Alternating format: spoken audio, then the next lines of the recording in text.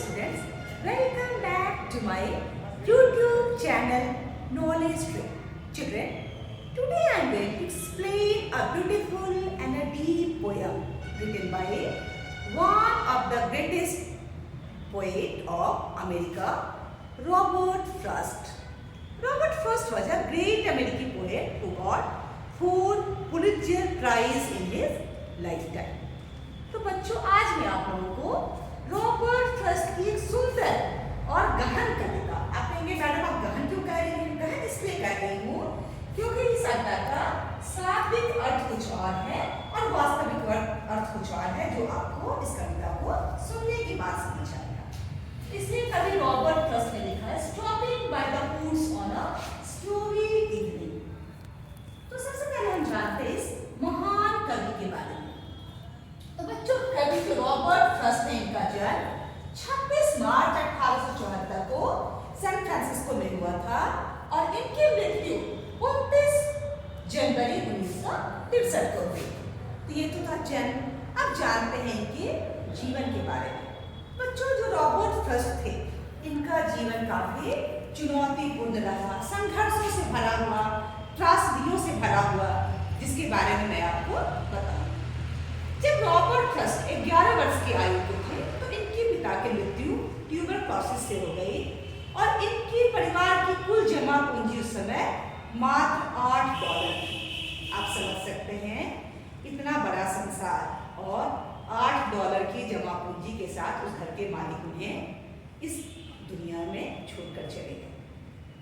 तो इन्होंने काफी कठिन परिश्रम किया, इन्होंने बहुत से छोटे छोटे काम किए ताकि ये जीवन यापन कर सके। बाद में इनकी माँ भी कैंसर ग्रस्त होकर के इस दुनिया को छोड़ करके चली गई। इनकी पत्नी भी ब्रेस्ट कैंसर से पीड़ित थी और मात्र 41 वर्ष की अवस्था में उन्होंने इस दुनिया को अलविदा कर दिया। इनके 6 बच्चे थे, लेकिन 6 में से केवल 4 बच्चे ही अपना पूरा जीवन काल देख पाए। आप समझ सकते हैं, एक पुत्र के रूप में अपने माता पिता को खोना, एक पति के रूप में अपनी पत्नी को खोना और एक पिता के रूप में अपने जीवन काल में 4 बच्चों को काल कल्पित होते देखना किसी मनुष्य के लिए कितना दुखद रहा होगा, कितना त्रासदीपूर्ण उस मनुष्य का जीवन होगा। लेकिन ये महान थे, ये अपने जीवन की इन त्रासदियों से ऊपर उठते गए और रुकने की बजाय इन्होंने जीवन में आगे चलने की ठानी, जो सीख हमें ये कविता देती है। तो आइए बच्चों शुरू करते हैं इस कविता को। Whose woods? These are, I think I know. His house is in the village door. अब कवि कहते हैं whose woods? अब देखिए, wood का अर्थ तो होता है लकड़ी, लेकिन यहाँ पे wood का अर्थ है जंगल। कवि कहते हैं कि whose यानी किसका, ये जंगल किसके हैं, मैं शायद उन्हें जानता हूँ। His house is in the village door. और जिसका ये जंगल है उसका घर यहीं कहीं आसपास है। He will not see me stopping here. और जिसका ये घर है वो कभी नहीं चाहता है कि मैं यहाँ पर रुक जाऊँ। To watch his woods fill up with snow. वो क्या नहीं देखने के लिए रुकना चाहते हैं, वो क्या नहीं चाहते कि मैं रुकूं, कि उनके जंगल जो है सो बर्फ से भर हैं। अब ये तो बच्चों शाब्दिक अर्थ था जो मैंने आपको समझा दिया, लेकिन वास्तव में कवि कहना चाहते हैं कि whose woods यानी ये प्रकृति, ये संसार, ये दुनिया किसकी है, मैं उन्हें जानता हूँ। इस संसार को परमात्मा ने बनाया है और वो यही कहीं रहते हैं। कहाँ रहते हैं? इस संसार में, मानव के रूप में, पशु के रूप में, पक्षी के रूप में, जड़ और चेतन के रूप में। क्योंकि आप जानते हैं परमात्मा क्या है, अनंत हैं, अविकारी हैं, अविनाशी हैं, सर्वव्यापक हैं। तो परमात्मा हर रूप में इस प्रकृति में विद्यमान है और वह चाहते हैं, क्या चाहते हैं, कि मैं रुकूं नहीं। कहाँ? To watch his woods fill up with snow. उनके जंगलों को बर्फ से भरता हुआ मैं नहीं देखूं। अब बताइए, जंगल में बर्फ पड़ेगी तो बर्फ कहाँ पड़ेगी? पेड़ पर पड़ेंगे, पत्ते पर पड़ेंगे, है ना, जगह जगह पड़ेगी, पर पूरा जंगल तो बर्फ से नहीं घिर जाएगा। क्या भरेगा पूरा जंगल बर्फ से? वास्तव में कवि कहना चाहते हैं कि ईश्वर ने हमें जो जीवन दिया है वो नहीं चाहते हैं कि हम मुसीबतों से डर करके यहीं पर रुक जाएं या फिर इस जीवन को हम खत्म कर दें और ये जीवन समाप्त हो जाए, क्योंकि यह जीवन जो है परमात्मा की अनमोल कृति है। Now come to second stanza. My little horse must think it queer. Queer का अर्थ होता है विचित्र। तो मेरे घोड़े को ये बड़ा विचित्र लग रहा है। क्या विचित्र लग रहा है कवि के घोड़े को? To stop without a farmhouse near. कि मैं बिना किसी फार्म हाउस के वहां रुक गया हूं, ये मेरे घोड़े को विचित्र लग रहा है।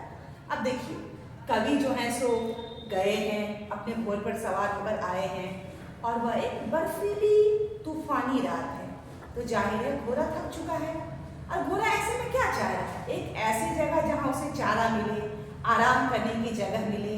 तो उसे चारा कहाँ मिलेगा, आराम करने की जगह कहाँ मिलेगी? जाहिर है कि उसे ये जगह फार्म हाउस में मिलेगी। Between the woods and the frozen lake, the darkest evening of the year. अब कवि रुके कहाँ हैं? Between यानी बीच में। तो कवि किस चीज के बीच में रुके हैं? Between the woods यानी जंगल and the frozen lake, जमी हुई झील के बीच में कवि रुके हैं। The darkest evening of the year. और कवि जब रुके हैं तो कौन सी शाम है? उस साल की सबसे घनी काली शाम।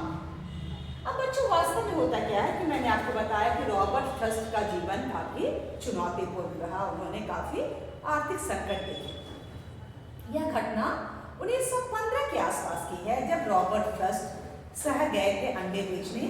वह क्रिसमस का समय था और उनके पास पैसे नहीं थे, तो रॉबर्ट फ्रॉस्ट शहर जाते हैं और वो सोचते हैं कि इन अंडों को बेच करके मैं कुछ पैसे जमा करूंगा और उन पैसों से मैं क्रिसमस का त्योहार मनाऊंगा, परिवार के लिए गिफ्ट खरीदूंगा।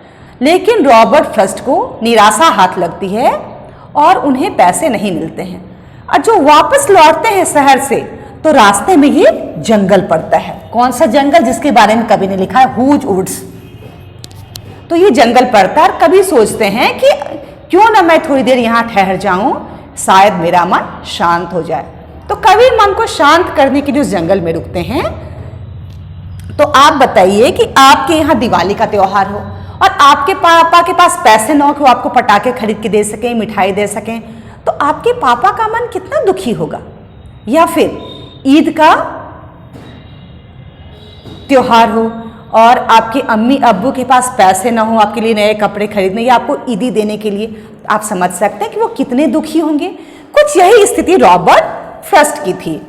आप जानते हैं यूरोपियन कंट्रीज में क्रिसमस सबसे बड़ा त्योहार होता है और उसे बड़ा दिन भी कहते हैं। अब रॉबर्ट फ्रॉस्ट के पास पैसे नहीं है कि वो क्रिसमस का त्योहार मना सकें।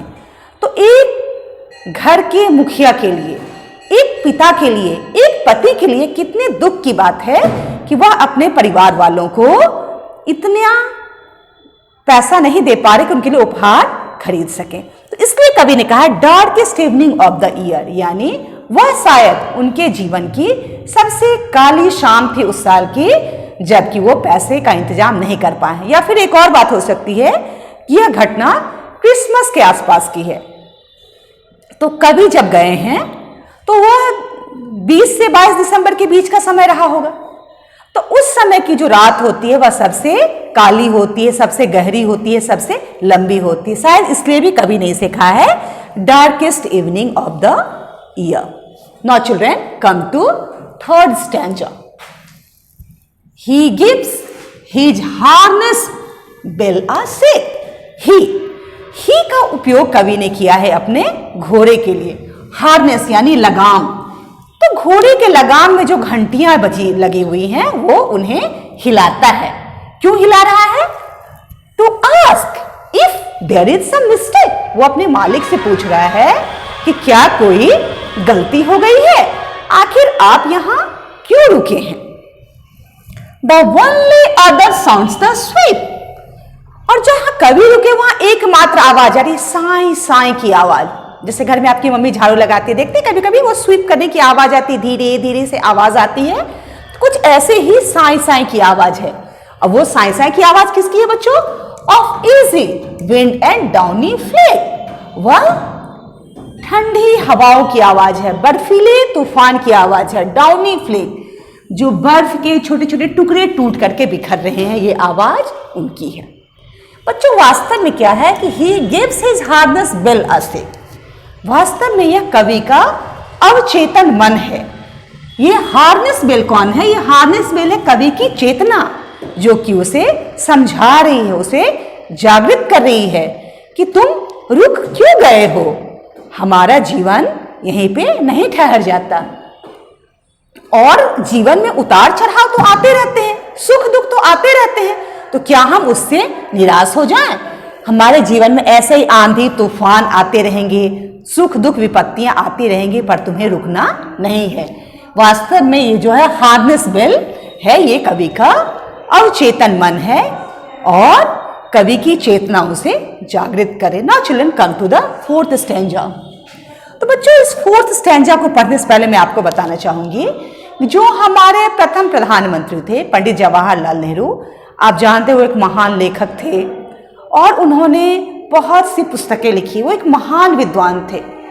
तो उनके जीवन के अंतिम समय में ये पुस्तक उनके बेड के बगल में टेबल पर मिली थी और ये जो 4 पंक्तियां हैं, the woods are lovely dark and deep but I have promises to keep and miles to go before I sleep and miles to go before I sleep को पंडित जी ने अंडरलाइन किया हुआ था। आखिर पंडित जी ने इन्हें अंडरलाइन क्यों किया था? क्या आपको लगता है कि इसका वही अर्थ है कि सोने से पहले अपने वादों को निभाना चाहते? नहीं, ये वुड्स यानी जंगल या लकड़ी जो है सो हमारे जीवन का प्रतीक है। आपको मैंने कविता में बताया कि बर्फीली आंधी चल रही है और वुड्स जो हैं वो उस जंगल में खड़े हैं, जो पेड़ हैं वो रुके हुए हैं, वो उनसे डरकर भागते तो नहीं। हमारा जीवन भी इसी तरह है जिसमें कि अप्स एंड डाउन्स आते रहते हैं, सुख दुख का एक चक्र है जो कि चलता रहता है। जैसे दिन के बाद रात आती है, फिर रात के बाद दिन आती है, यानी रोशनी के बाद अंधेरा और अंधेरा के बाद रोशनी, यह क्रम तो चलता ही रहता है। अगर हम माने कि हमारा जीवन एक सिक्का है तो एक सिक्के के 2 पहलू होते हैं, एक सुख का एक दुख का। तो कुछ ऐसा ही कवि समझाना चाह रहे हैं कि हमारा जीवन जो है वह सुख और दुख से भरा हुआ है, लेकिन हमें उन्हें पार करते हुए आगे निकलना है। But I have promises to keep, ये कौन से वादे थे जो कवि ने किए थे? हम आप सब लोग कुछ न कुछ वादा करते हैं अपने परिवार से, अपने आप से, अपने समाज से। आप बच्चे क्या वादा करते हैं? हम शिक्षकों से कि मैम या सर हम मन से पढ़ेंगे। अपने मम्मी पापा से भी वादा करते हैं कि मैं बदमाशी नहीं करूंगा, मैं मन से पढ़ूंगा और अच्छा अंक लाऊंगा। लेकिन बच्चों आखिर रॉबर्ट फ्रॉस्ट ने भी तो कुछ वादे किए थे। किन से? अपने पिता से शायद, जो कि उन्हें 11 वर्ष की आयु में छोड़ गए थे। शायद उन्होंने वादा किया हो कि मैं आपके बाद माँ का ख्याल रखूंगा, अपने छोटे भाई बहनों का ख्याल रखूंगा। शायद उन्होंने अपनी मरती पत्नी को वादा किया था कि तुम्हारे जाने के बाद में मैं बच्चों को किसी चीज की कमी नहीं होने दूंगा, उनके हर सुख दुख का ख्याल रखूंगा। शायद उन्होंने अपनी उस बेटी से वादा किया था जो कि बच्चे को जन्म देते वक्त ही संसार को छोड़ गई थी कि मैं तुम्हारे इस नवजात बच्चे का ख्याल रखूंगा। तो ऐसे अनगिनत वादे शायद कवि ने किए हैं और हम भी करते हैं। तो उन वादों को क्या करना है? कवि को निभाना है। And miles to go before I sleep, क्योंकि जीवन तो बहुत लंबा है, उन वादों को निभाते हुए आगे बढ़ना है, चलते जाना है, चलते जाना है। कब तक? And miles to go before I sleep, जब तक कि ये जीवन खत्म ना होता है तब तक हमें चलते जाना है और उन वादों को निभाना है। तो बच्चों आपने ये जो 4 स्टैंजा देखा, हर स्टैंजा हमें जीवन में आगे बढ़ते रहने की सीख देता है, जीवन के चुनौतियों को पूरा करने की सीख देता है, न कि थक कर हार जाने या बैठ जाने को समझाता है। तो मैं उम्मीद करती हूँ बच्चों कि आपको मेरी ये जो कविता है समझ आई होगी। आपको मेरा एक्सप्लेनेशन अच्छा लगा होगा। अगर आपको मेरा एक्सप्लेनेशन अच्छा लगा हो तो मेरे चैनल को सब्सक्राइब करें, मेरे वीडियो को लाइक और शेयर करें और बच्चों बेल आइकन पर क्लिक करना हरगिज ना भूलें ताकि आपको मेरे वीडियो की लेटेस्ट अपडेट्स मिलती रहे। Thank you children for watching my video. Thank you once again.